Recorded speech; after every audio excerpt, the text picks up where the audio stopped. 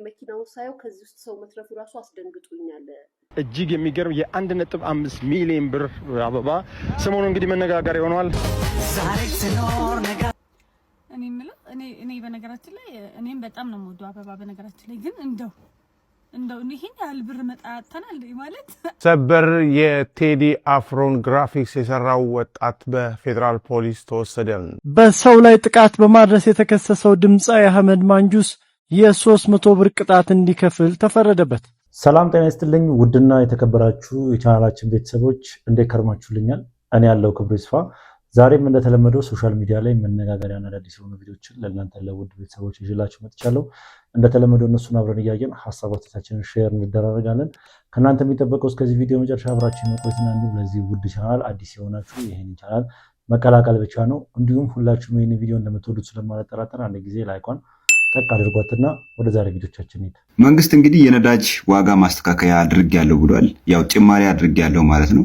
ጭማሪው ደግሞ ኖርማል አይደለም። እስካሁን ከነበሩት ጭማሪዎች በጣም ከፍተኛው ጭማሪ የተደረገው በዚህኛው ጭማሪ ላይ ነው። አሁን እኔ መናገር የምፈልገው ስለ ጭማሪው በዛ አነሰ ምናምን የሚል አስተያየት ላቀርብ አይደለም የመጣሁት። ኦልሬዲ ሁሉም ሰው የሚያውቀው ነገር ነው። በዚህ 8 ዓመት ውስጥ ነዳጅ ከየት ተነስቶ የት እንደደረሰ ሁላችንም የምናውቀው ጉዳይ ነው። ግን አሁን ይህንን ተከታታይ የነዳጅ ዋጋ ጭማሪዎችን ተመለከትኩና ከዚህ ጋር ተያይዞ ምንም አይነት የፖለቲካ እንቅስቃሴ የለም። ከዚህ ጋር ተያይዞ ምንም አይነት ፖለቲከኞች ይህንን ተንተርሰው አስተያየት አይሰጡም። ስለዚህ አንድ ነገር ገባኝ። የኢትዮጵያ ፖለቲካ ብሔር ላይ ያተኮረ ነው፣ ወር ደግሞ የሆነ ግሩፕ ላይ ወር ደግሞ የሆነ ሃይማኖት ላይ ያተኮረ ነው። ስለዚህ አሁን ያሉት ፖለቲከኞቻችን ተቀባይነት ለማግኘት ድጋፍ ለማግኘት ግዴታ የሆነ ነገር ላይ መንተራስ አለባቸው፣ ብሔራቸው ላይ ወይም ደግሞ ሃይማኖታቸው ላይ። ከዚህ ከነዳጅ ዋጋ ጭማሪ በላይ ፖለቲካል መሆን የነበረበት ጉዳይ አለ? ከዚህ ከነዳጅ ጭማሪ በላይ የሁሉንም ኢትዮጵያዊ ህይወት ሊነካ የሚችል ኢሹ አለ? የለም እኮ። ትልቅ ኢሹ፣ ትልቅ አጀንዳ ሆኖ መነሳት፣ ትልቅ ማታገያ አጀንዳ ሆኖ መቅረብ የነበረበት ጉዳይ ነው። የነዳጅ ኢሹ ማለት እኮ የሁሉም ኢትዮጵያዊ ጉዳይ ማለት ነው። ስለዚህ ሀገራችን ውስጥ ያላችሁት ፖለቲከኞች አትሊስት እንደዚህ አይነት ሁሉንም ኢትዮጵያዊ የሚነካ ጉዳይ ሲገኝ አጀንዳ አድርጉት፣ መታገያ አድርጉት። ከህዝቡ ዘንድ በደንብ ተቀባይነት ታገኛላችሁ። እኔ ለእናንተ ምክር ሐሳብ ነው እያቀረብኩ ያለሁት። ከዚህ በላይ አጀንዳ ሆኖ መቅረብ ያለበት፣ ከዚህ በላይ መላው ኢትዮጵያውን ማታገል የሚችል አጀንዳ መቼም የአሜሪካና የኢራን ጦርነት በጣም እየጎዳን የሚገኘው እኛን ነው። እነሱ የዚህን ያክል ጉዳት ላይ ናቸው ብዬ አላስብም። በተለይ ደግሞ አውሮፓውያኖችንና ብቻ እነሱ የሚመለከታቸው አይመስለኝም እንደዚህ አይነት ነገር። በጣም አፍሪካ ውስጥ በጣም ብዙ የነዳጅ እጥረት እየተከሰተ ይገኛል፣ በተለይ ኢትዮጵያ ላይ ማለት ነውና ከዚህ ጋር በተገናኘ በትላንትናው ዕለት የነዳጅ ጭማሪ ተደርጓልና የነዳጅ ጭማሪው ብዙዎችን ያስለቀሰና ብዙዎችን ያናደደ ተግባር ሆኗል። በአሁኑ ሰዓት ላይ ያው የትራንስፖርትን ነገር አዲስ አበባ ላይ ለምትኖሩ ግለሰቦች መናገር አይጠበቅብኝም። ጠዋት ወጥቶ መግባት በጣም ፈተና የሆነበት ሰዓት ላይ ደርሷል እና እስከ መቼ ነው ዘመን የምንለው እያሉ ብዙ ሰዎች ሀሳባቸውን እየተናገሩ ይገኛሉ። በአሁኑ ሰዓት በሰው ላይ ጥቃት በማድረስ የተከሰሰው ድምጻዊ አህመድ ማንጁስ የ300 ብር ቅጣት እንዲከፍል ተፈረደበት። በሴት ልጅ ላይ አካላዊ ጥቃት በማድረስ ወንጀል የተከሰሰው ድምጻዊ አህመድ ሁሴን ወይም ማንጁስ ላይ የገንዘብ ቅጣቱን ያስተላለፈው ጉዳዩን ሲመለከት የቆየው የአዲስ አበባ ከተማ የመጀመሪያ ደረጃ ፍርድ ቤት ቂርቆስ ምድብ ችሎት ነው። ድምጻዊው ለዚህ ቅጣት የተዳረገው የካቲት 22 ቀን 2018 ዓመተ ምህረት ከንጋቱ 12 ሰዓት ከ10 ላይ በቂርቆስ ክፍለ ከተማ ልዩ ቦታው ስታር ሆቴል በተባለው ውስጥ የግል ተበዳይ የሆነችውን መድኃኒት ይልማ ላይ ጥቃት ፈጽሞ ጥፋተኛ በመባሉ እንደሆነ ፍርድ ቤቱ በሰጠው ውሳኔ ላይ አብራርቷል። ፍርድ ቤቱ የቅጣት ውሳኔውን ከመስጠቱ በፊት የግራ ቀኙን የቅጣት አስተያየት የመረመረ ሲሆን አቃቢ ሕግ ወንጀሉ የተፈጸመው በሴት ላይ በመሆኑና ተከሳሽ ድርጊቱን የፈጸመው በምሽት በመሆኑ ቅጣቱ ሊከብድበት ይገባል ሲል አመልክቷል።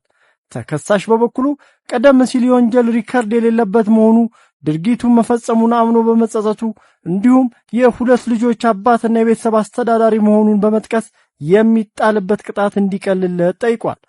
ፍርድ ቤቱ በውሳኔው የአቃቢ ሕግን የቅጣት ማክበጃ በመተው ተከሳሹ ያቀረባቸውን የቅጣት ማቅለያዎች ተቀብሎ የእስር ቅጣቱን ወደ ገንዘብ ቅጣት ቀይሮለታል። በዚህም መሰረት ተከሳሹ የ300 ብር የገንዘብ ቅጣት እንዲከፍል እንደተወሰነበት ፍርድ ቤቱ በሰጠው ውሳኔ ላይ ተመልክተናል። ተከሳሹ የገንዘብ ቅጣቱን እንደከፈለ የዋስትና ገንዘቡ ተመላሽ ተደርጎለት ከእስር እንዲፈታም ታዟል። ይሄ መረጃ ብዙዎችን ያዝናናና ያሳቀ ጉዳይ ሆኗል። 300 ብር እንግዲህ በ300 ብር ዋስ እንዲወጣ ተፈርዶበታል።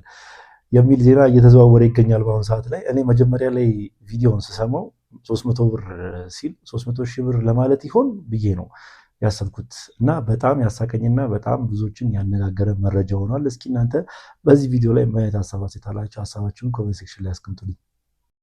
እኔ ነጻነት ወርቅነህ ነኝ የሚለው ጽሁፍ ብቻ ነው ከዚህ ሐውልት ላይ ብቸኛው ትክክለኛ ነገር። ያ ጽሁፍ ባይኖር ኖሮ ማንም ጤናማ ሰው ይሄ የነፂ ሐውልት ነው ብሎ አያምንም ነበረ።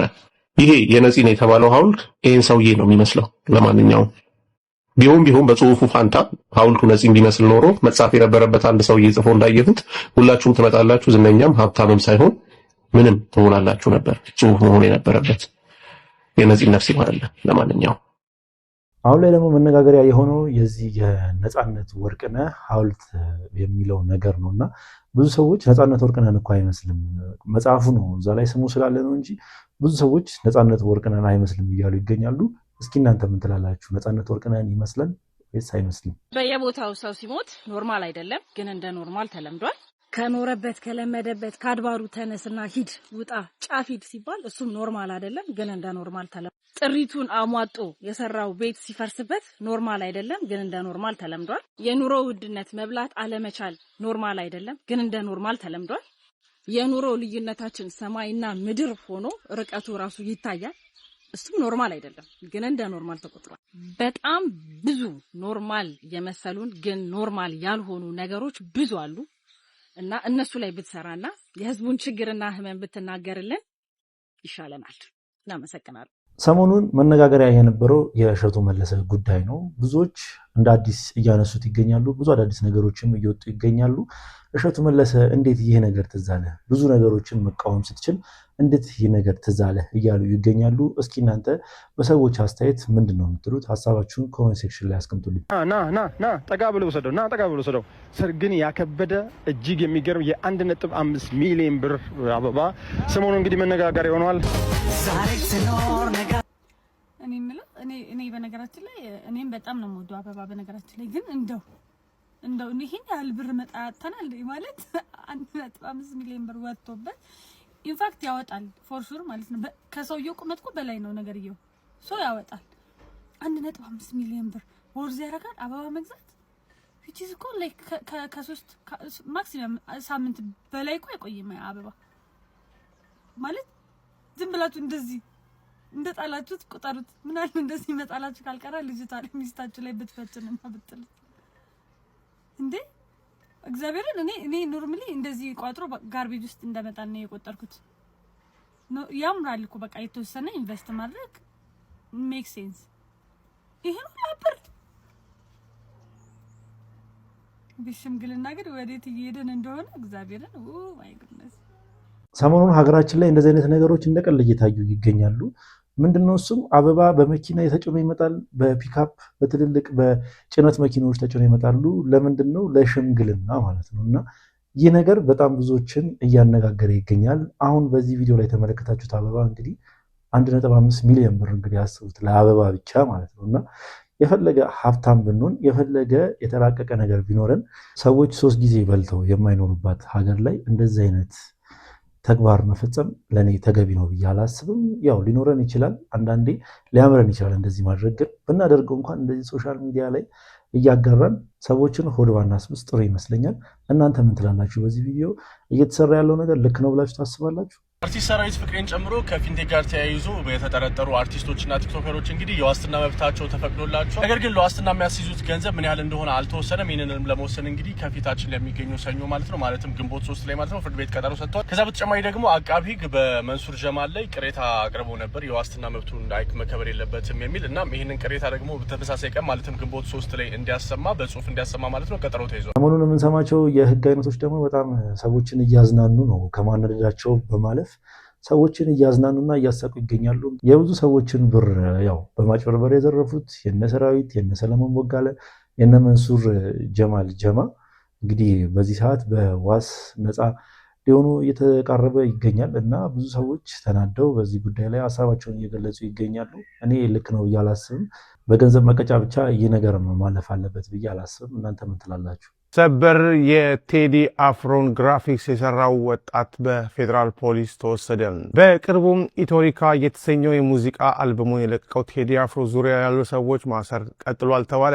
ከዚህ ቀደም ቃል አቀባዩና ምክትል ማናጀሩ እንደዚሁም የቅርብ ጓደኛው መታሰራቸው መዘገባቸው ይታወቃል። ከነሱ ጋር 7 ሰዎች ታስረው በአሁኑ ሰዓት ላይ የጊዜ ቀጠሮ ጠይቆባቸው ይገኛል። በዛሬው ዕለት ለዛሀበሻ በደረሰው መረጃ መሰረት ደግሞ የቴዲ አፍሮ ዘፈኖችን ከበሮች በጠቅላላ ዲዛይን ያደረገው ግራፊክ ዲዛይነሩ ዳዊት ከጓደኞቹ ቤት ወስዷል።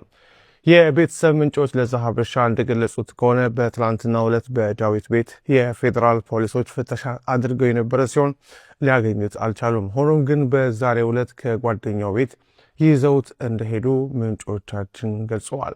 ከዚህ በተጨማሪም ለቴዲ አፍሮ ምክትል ማናጀር የሚላላክ ሞተረኛም ጭምር መታሰሩን ሰምተናል።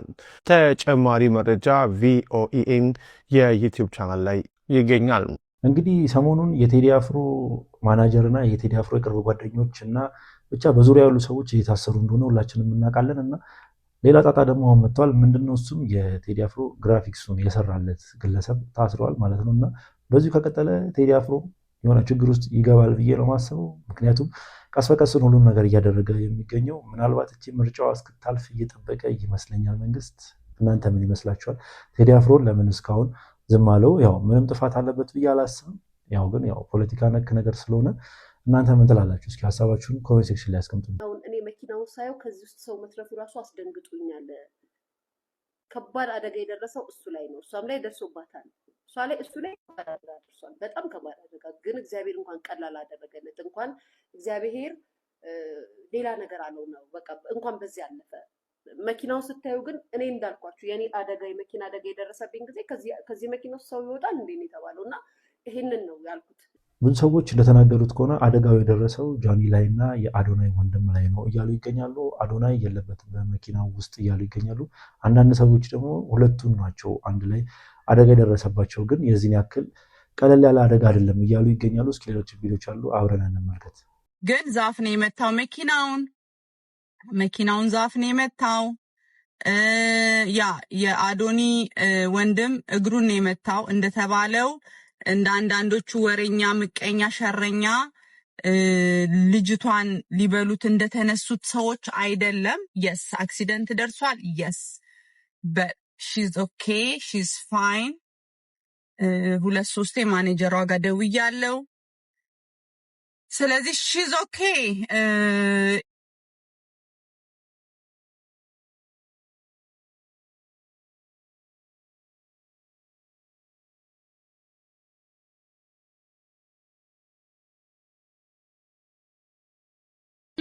አዶናይ ደና ነው። አዶናይ የለም ማለቴ አዶናይ አልነበረም። ማቱሳላና ጃዬ ናቸው። መኪናውን ዛፍ መታው። ዝም በይ ለናንተ ያርገው ባለጌዎች። ደና ናት። she's okay። ምንድነው ዝም በይ የምትሉት? ለምን she's okay? ለምን ዝም የምለው? በየቦታ ለጥፋችኋት የለ እንዴ? ለምን ዝም የምለው? ደና ናት። ለምን ዝም የምለው? በየቦታ ፎቶ ተለጥፎ የለ እንዴ? ለምን ዝም የምለው? she's okay። በጣም ደና ነች እንዴ? ደና ነች እና ሪከርድ እያደረጉ እየለጠፋት አይደል እንዴ? ደና ነች እንዴ? ለምንድነው ዝም የምለው?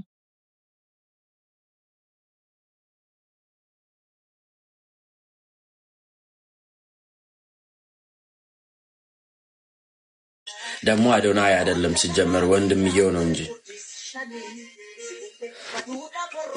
ወንድምየው ነው እንጂ የአዶናይ ወንድምና ጃኒ ነች አሉ። እሷም ደግሞ ደና ነች፣ ያን አይል የተካበደ አይደለም አሉ እና አላህ ምህረቱን ይስጣት ቶሎ። በጣም ትንሽ ነገር ነው አሉ። እኔ ስደውልላት አታነሳም፣ በስልኳም በአይጂዋም ስደውልላት ደና ናት፣ በጣም ደና ናት አሉ። በጣም ትንሽ ነገር ነው። ያው እንትን አደጋ ሲባል ስለሚያስደነግጥ ነው እንጂ ትንሽ ነገር ነው አሉ። አታካብዱ ማለት ይሄ ማህበረሰብ አሁን ምን ትሉ ነው? እሺ ትናንትና ሰለቸን እንትኑን ስትሞሉ ሄዳችሁ ኮመንቱን እሱ ቢሆን ራሱ ግን እሱ አይደለም። ባይ ዘ ዌይ ደስ የሚለው ነገር እሱ አይደለም። ጃንዬም ደግሞ ደህና ነች፣ በጣም ጥሩ ሁኔታ ላይ ነው ያለችው። ትንሽዬ ነች አሉ አደጋ ብለን ራሱ ልንጠራም አንችል። ከዛፍ ጋር ነው የተጋጩት። እንግዲህ ያው ከአንዳንድ ሰዎች ለማረጋገጥ እንደተሞከረው ብዙ ሰዎች የቅርብ ሰው ጋር ደውለው ለማጣራት እንደሞከሩት ማለት ነው አዶናይ የለበትም፣ ግን የአዶናይ ወንድም በመኪና ውስጥ አለ። የዚህን ያክል የተካበደ አደጋም አይደለም እያሉ ይገኛሉ።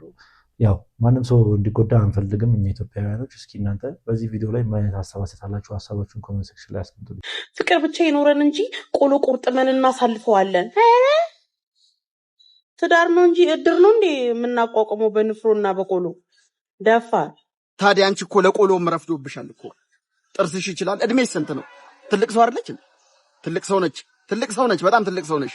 ትልቅ አረፈደም እንደዚህ አይነት ሀሳብ አንስቶ ለመወያየት በእርሶ እድሜ። በእውነት እንደው መቄዶንያ ሞልቶላቸው አፈሳሪ ጀምሮ አንደኛ ታፋሽ አንቺ ነሽ። እውነት ለመናገር ረፍዷል ለማለት ነው። ረፍዶብሻል። በእውነት ርዕስ ቀይሪ። አልሄድም ከእርሶ ጋር አልሄድም። በእውነት አልሄድም ከእርሶ ጋር። ትልቅ ሰው ነው። ለመውለድ ለመክበድ ያለው አመት ግፋ ቢል 3-4። ስለዚህ ይጠቀሙበት ለማለት ነው።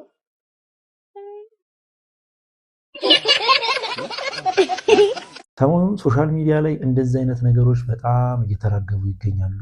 ሰው ትዳር ውስጥ ደፍሮ እንዳይገባ ትዳርን እንዲፈራ የሚያደርጉ ንግግሮች እየተበራከቱ ይገኛሉ። ይህ ነገር ምናልባት ማቹር የሆኑ ሴቶች ላይ ሆነ ወንዶች ላይ ያው ምንም ላይፈጠር ይችላል። ግን ቲኔጀሮች ላይ በተለይ ያው ከ18 እስከ 21 እስከ 22 ያሉ ሴቶች ላይ በጣም መጥፎ ተጽዕኖ ሊያሳድር ይችላል። ምክንያቱም ምንድነው ያው ትዳርን ሊጠሉ ትዳርን እንዲፈሩ ያደርጋል ብዬ አስባለሁ። እናንተ ምን ትላላችሁ? ሀሳባችሁን ኮሜንት ሴክሽን ላይ አስቀምጡልኝ።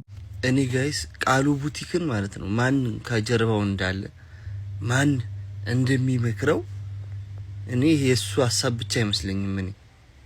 እኔ እግዚአብሔር ምስክሬ ነው። እንደው ቃሉ ቡቲክ እንዳትወጣ ወደዚህ ህዝብ አደራ። እውነቴን ነው። እኔ በጣም ጀግና መካሪ ነው ከኋላ ያለው። ይሄ ህዝብ ለአዶናይም አልተመለሰም ወንድሜ።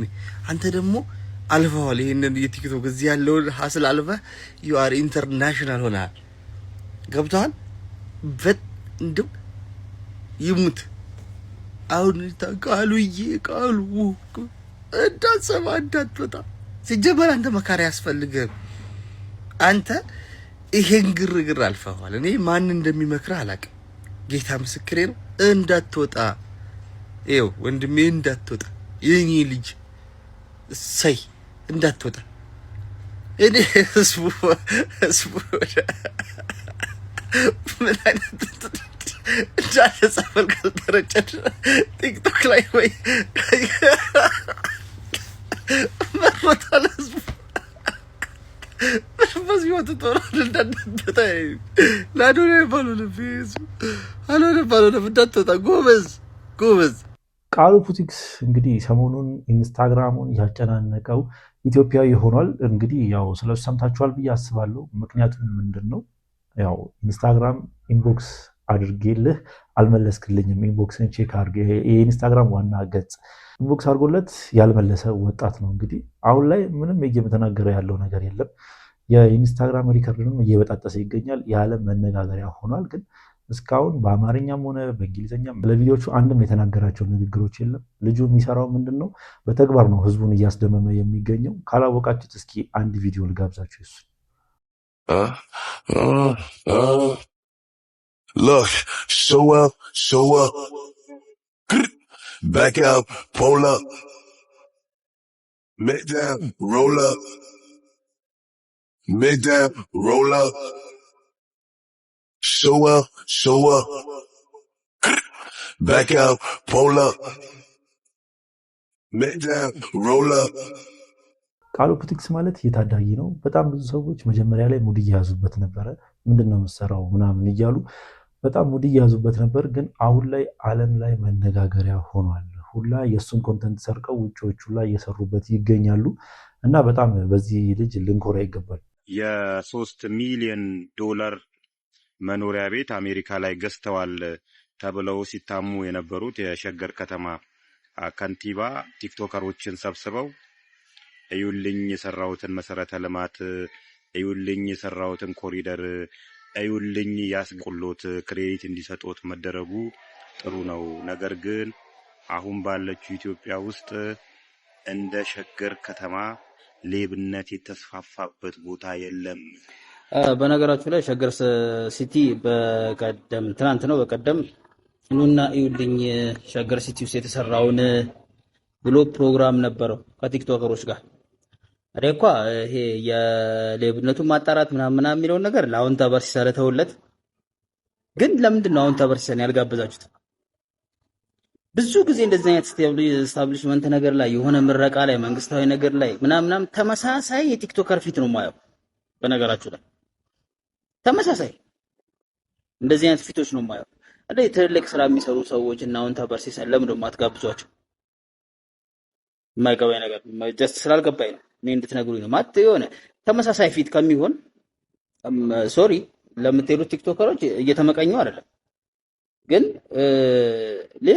ሌላ ጨምርመራ አድርጋችሁ ሀገር ውስጥ ያሉ ልጆችን እያስገባችሁ አሁን እንደዚህ አይነት ነገር ላይ ሌባን በማጋለጥ ምናምን ትልልቅ ስራ እየሰሩ ያሉ ልጆች አሉ። ስፔሻሊ ሌሎችን ተዋቸው። አዎንታ በርሲሳ እሱ ሪዝናብል ነው፣ ነገሮችን ዝም ብሎ ሰው ላይ አይደለም የሚደፈድፈው። ብዙ ጊዜ ሪዝናብል ነው፣ ብዙ ሰዎችንም ከጉድ አውጥቷልም አንቅቷልም። ለምንድን ነው እሱን ማትጋብዙት? ስለሆነ እናወራለን። አሁን ሸገር ሲቲ የሆነ ነገር ላይ እንደዚህ አይነት ፕሮግራም ላይ እሱን ብትጋብዙት ታሪክ ነው ይመስለኛል። ኑሮ አዳማ ነው እሱ የአዳማ ልጅ ነው ይመስለኛል። አላውቅም። ገብቷቸዋል። አንዳንዴ ቲክቶከሮችን ብዙ ቦታ አያቸዋለሁ፣ ግን ተመሳሳይ ፊት ነው የማየው። ተመሳሳይ ፊት ግን በጥሩ ስራ የሚሰሩ ልጆች እኮ አሉ። እነሱንም ቀላቅላችሁ ብትሄድ ሜይቢ እሺ ላይሉ ይችላሉ። ከመንግስት ጋር መስራት የማይፈልጉ ሰዎች ሊኖሩ ይችላሉ፣ እንደዛም ሊሆን ይችላል። አይ ዶንት ኖ። ግን ዝም ሁሌ ሳይ ሀገር ውስጥ እንዴት ነው ሌላ ቲክቶከሮች የሉም ወይ ብዬ ጥያቄ ይፈጥርብኛል። እና ግን ማንኛውም ነገር ላይ ለነገሮች ታማኝ እንዲኮን አዎንታ በርሲሳን ለትልቅ ነገሮች ብትጋብዙት ታሪፍ የኔ ሀሳብ ነው። ለምን ብዙ ጊዜ እኛ ሀገር ላይ እውነት የሚናገር ሰው ሪዝናብል የሆነ ሰው ብዙም ቦታ አይሰጠው። ገብቷቸዋል አይደል? ለማንኛውም አዎንታ በርሲሳ አክባሪ ነኝ። ቀጥል። በሱ ግር ያላችሁ ሰዎች ግን ብዙም አትመቹኝ። ያለ ምክንያትና ያለ እንትን ነው የምታወሩት፣ እሱን ለመምሰል የምትጥሩ ሰዎች ማለት ነው። ኤኒዌይስ መንግስታዊ ነገር ላይም እሱን ብትጋብዙት ጥሩ ነው ብዬ አስባለሁ። ታንክ ዩ። 3 ሚሊዮን ዶላር እንግዲህ በእኛ ሀገር ስንመጣው ምን አይነት ብር ሊመጣ እንደሚችል ማሰብ በጣም ከባድ ነው እና 3 ሚሊዮን ዶላር የሚያወጣ ቤት ገዝተው እዚህ ሀገራችን ላይ ግን እኛ እንደዚህ እየተሰቃየን በነዳጅ ጨመረ ትራንስፖርት እያለ እንደዚህ እየተሰቃየን እኔ ብቻ የሚደረገው ነገር በጣም ከባድ ነው። ያው በጣም መተሳሰብ በጣም እየጠፋ ይገኛል ሀገራችን ላይ። እናንተ ምን ትላላችሁ? ቻሌንጅ ልስጥ። ለአንተ ኃጢአት ማለት ምን ማለት ነው? የኃጢአት ትንሽ ትልቅ የለውም አይደለ? እስቲ አንተ ጎበዝ ከሆንክ ሄደና 4 ኪሎ ጋር ሁንና ያ መንግስት ሆይ ያ መንግስት ማለት አባት ነው። ይሄን ብቻ ተናገር። እኔ ያልኩን ተናገር በእናት መንግስት ማለት አባት ነው። መንግስት ማለት መስተዳደር ነው። መንግስት ማለት አቃፊ ነው፣ አስተማሪ ነው፣ አራሚ ነው። እባካችሁ ኢትዮጵያ ውስጥ በዱረን ጦርነት አታርጉ። እባካችሁ አትግደሉ። እባካችሁ አትሰሩ ብለበል። አሁን ባምቢ ትንሽ ልጅ ናት፣ ህፃን ልጅ ናት፣ ወጣት ልጅ ናት፣ ጥፋተኛ ናት። ባንተ አይን ወንድነትን እሷ ላይ ያሳይ አይደለም፣ ተናጋሪነትን እሷ ላይ ያሳየ፣ ኮሜዲያንነትን እሷ ላይ ያሳየ፣ የቤተ ክርስቲያን ሰው መሆንህን እሷ ላይ ያሳየ አይደለም። በእናት በነካ እጅ ሄድና መንግስት ጋር ሄድና መንግስት እየገደልክ ነው እያሰርክ ነው ብለህ በለው። ወይንም ደግሞ እሺ እንደሱ ካላልክ ደግሞ ተቃዋሚዎችን ሄድና ፋኖ የሚባል የታጠቃል አይደለ? ፋኖ እየገደልክ ነው፣ ንጹሃንን እያሰቃየህ ነው። ከቻልክን ደግሞ ተቃዋሚ ኦነግ አለ አይደለ? ሄድና ኦነጋ እየገደልክ ነው፣ ልክ መንግስት እንደሚለው ማለት ነው። እየገደልክ ነው፣ ህዝቦችን እየጨረስክ ነው በል። 2 3 ቴዲኤፍ የሚባል አለ አይደለ? ሄድና እነ ደብረ ጽዮን ቴዲኤፍ እየገደላችሁ ነው፣ ጦርነት አቁሙ በላችሁ። ወንድነት ማለት ይሄ ነው። ሀገርን መለወጥ ማለት ይሄ ነው። እንደ ቴዲ አፍሮ ባመንክበት። አሁን እኔ ቴዲ አፍሮን እንትን አለ ገባ አላማውን አልወድለትም፣ ግን ለህዝቡ የሚያቸው ነገሮችን ተሰምቶት ይዘፍናል በሚችል። እስቲ አንተ የሆነ ነገር አልክ። አይ አይደለም ሰውየው ማንን ትችላለህ ሲባል አሉ ሚስቴ አንተ ማንን ትችላለህ ስትባል ፈለክ መረጥክና ልክ ለቤተክርስቲያን ሲጀመር የኃጢአተኞች እንጂ የጻድቃኖች መሰብሰቢያ አይደለች። ኃጢአተኛ የሆኑ ሰዎች አባታቸውን ፍለጋ የሚሄዱበት ምህረትን ፍለጋ የሚሄዱበት ቤተክርስቲያን ናት። የሚጸልዩበት፣ ተሰብስበው እግዚአብሔርን የሚጠሩበት፣ ሲቸገሩ እግዚአብሔርን የሚያናገሩበት፣ ሲታመሙ የሚድኑበት የክርስትና የመሰብሰቢያ ናት። እስቲ አንተ ለነሱ አግዘህ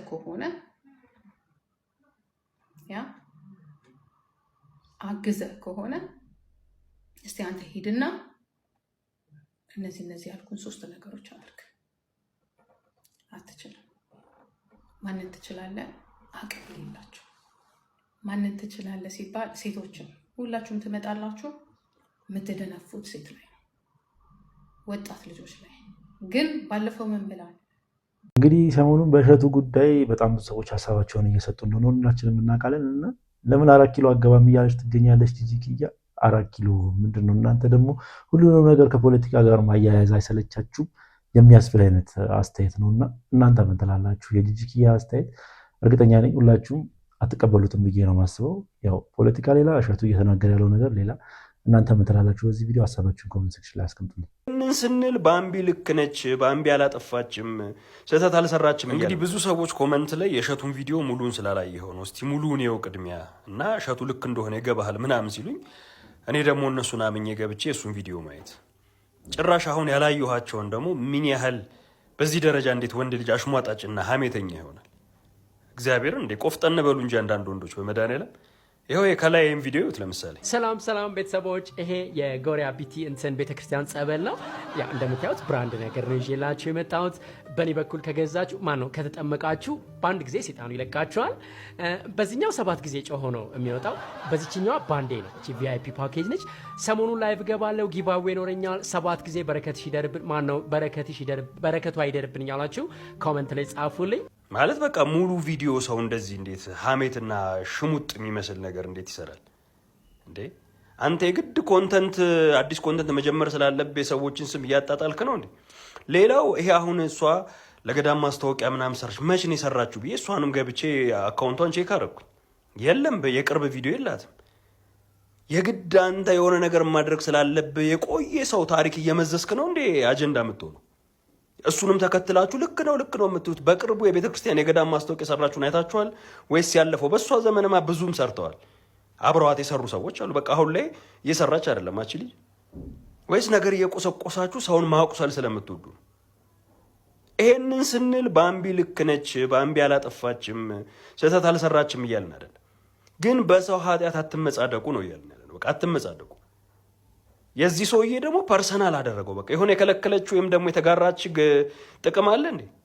እንደዛ ነው ይመስለው ማርያም። ስለዚህ ይሄ እየመጣችሁ ኮመንት ላይ ደግሞ እሸቱ ልክ ነው ምናምን፣ ምንድን ነው ልክነቱ? አብራራ ብትባል አታብራራ። ለቤተ ክርስቲያን የተሰራው ማስታወቂያ የገቢ ማሰባሰቢያ ከሆነ እሷ ብቻ አይደለችም፣ ብዙ በዓለም የሚኖሩ ሰዎች ሰርተዋል። አሁንም ልጅቷ ብላለች ከዚህ በኋላ እኔ መስራትም አላማም ሀሳቡም የለኝም። እንደገና ይሄንን ማስታወቂያ ስትሰራም እኔ ልስራ አላችሁ ብላ አልሄደችም። አትደንቁሩ። እኔ ልስራ ብላ ሄዳ አይደለም። የቤተ ክርስቲያን ሰዎች ናቸው እንደዚህ አይነት ተጽዕኖ ፈጣሪ ተሰሚነት ያላቸው ብዙ ፎሎወር ያላቸውን ሰዎች ፈልገው የሚመጡት። ያው እኔ ከዚህ ቀደም በነበረው ቪዲዮ ላይም እንዳጋሯችሁ ያው እሸቱ ላይ አንዳንድ ጥያቄዎች የሚያስነሱ ነገሮች እንደተፈጠሩ ተናግሬ ነበር። ግን ያው እንደዛ ስንል ደግሞ ባምቢ ሀበሻ ወይ ደግሞ ሀና ግዳይ ልክ ናት ማለት አይደለም ብዬ ነበረ። እሷ እያደረገችው ያለችው ነገር በጣም ሊወገዝና መጥፎ ነገር ነው። ከባህላችንም ሆነ ከእምነታችንም አንጻር በጣም የሚደብር ነገር ነው እያራመደች የነበረችው። ግን እሷ እንደዚህ ስላደረገች ብቻ የዚህን ያክል እሷን ጀጅ አድርገን ከእምነትሽ ራቂ ማለት አንችልም። ከባድ ነገር ነው። ቤተሰብ ይህንን ቪዲዮ በደንብ ይዩት። የባምቢ እናት ልጃቸውን አቅፈው በእሷ ሲደሰቱ ሳይ፣ ከዛም አልፎ የደስታ እንባ ሲያነቡ ሳይ፣ ትናንትና በባምቢ ላይ በሰራሁት ቪዲዮና እሷን በተናገርኳት ንግግር በራሴ እጅግ በጣም ነው ያፈርኩት። መውዬ ትሙት ነው የምላችሁ። ቀጥታ ሄጄ ቪዲዮን ያጠፋሁት ባምቢ ልክ ሆና እኮ አይደለም፣ ግን ለእነዚህ እናትና አባት ሲባል ባምቢ በምታደርገው ድርጊትና በምትናገረው ንግግር እሷን ጀጅ ከማድረግ ይልቅ ፈጣሪ ልቦና ይስጣት ብሎ ማለፍ ትክክለኛ እርምጃ እንደሆነ አሁን የገባኝ። ክርስቶስ ምስክሬ ነው የምላችሁ። ባምቢ አሁን ማወራሽ ነገር አንቺ ትቀምሽ አይትቀምሽ እኔ እርግጠኛ አይደለም። ምክንያቱም እኔ ካንቺ ያስኩኝ የለም ያልኩ ዱርዬ ነኝ። ክርስቶስ በሚያቀኝ ነው የምልሽ፣ ከልቤ ነው። ነገር ግን አንድ እውነታ ደግሞ አስረግጬ ልንገርሽ። አሁን ለእናትሽ ቀሚስ ገዛሽላችሁ፣ ወርቅ አረግሽላችሁ፣ እጅግ በጣም የተደሰቱት አየናቸው እኮ። ነገር ግን እሳቸው ምንድን ነው ያሉት? እኔ አንቺ ጤና ሁኚልኝ፣ አንቺ መርብሽ፣ ከዚህ በላይ እኔ ምንም አልፈልግም አሉ። አንድ እናት በልጇ ላይ ያላት ዓላማ ይሄ ብቻ ነው። እናትና አባት ልጃቸው እጅግ በጣም ስርዓት እንዲኖሩ በሰዎች ዘንድ እንዲወደድና እንዲከበርላቸው ይፈልጋሉ። አንቺ ግን አውቃሽ ምን ሳታቂ ይህንን ነገር እናትና አባትሽን እያሳጣሻቸው ነው። ስለዚህ ስርዓት ልትይዥ ይገባል። የሰው ልጅ እኮ ጥፋት ያጠፋል፣ ሁሉም ኃጢአት አለበት። ነገር ግን ተው ሲባል ደግሞ ይጥፋዋል። በነገራችን ላይ አሁን ለእናትሽ እንዲወርቅ ስታደርጊላቸው እንደዚህ ሲደሰቱ በደስታ ሲያለቅሱ እኮ አየሻቸው። ነገር ግን አንቺ በምታደርጊው ድርጊት ሰው ሲሰድብሽ ሲያንቋሽሽና እንዲህ ሲያጥላላሽ ሳይሆን ማለት ነው ሀዘናቸውን ብታዩት ነው ልብሽ ነው እንደዚህ የሚሰበር።